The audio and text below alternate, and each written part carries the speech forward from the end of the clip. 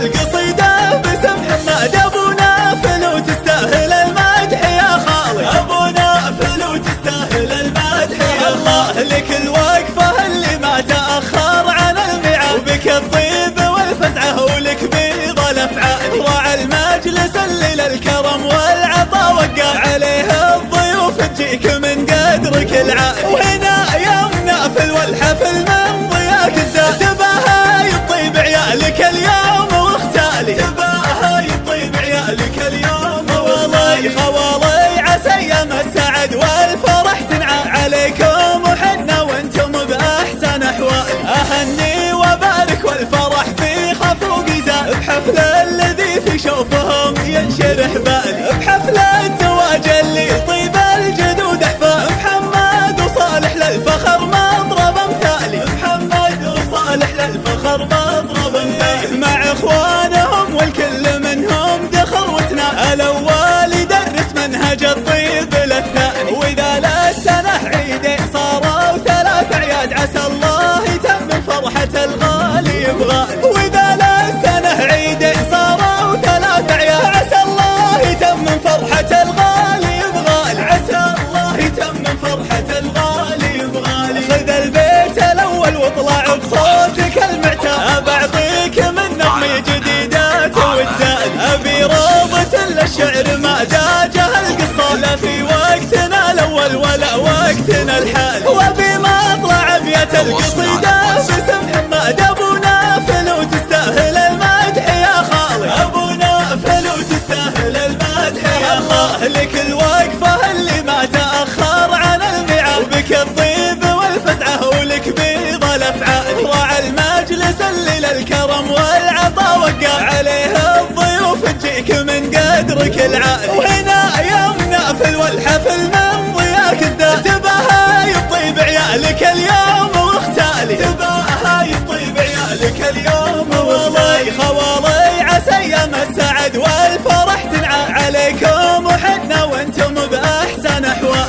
اهني وبارك والفرح في خفوق زاد، بحفل الذي في شوفهم ينشرح بالي، بحفل الزواج اللي يطيب الجدود احفاد. محمد وصالح للفخر مضرب مثالي، محمد وصالح للفخر مضرب مثالي. مع اخوانهم والكل منهم ذخر وتنال، الاول يدرس منهج الطيب للثاني. واذا للسنه عيدين صاروا 3 اعياد، عسى الله يتمم فرحه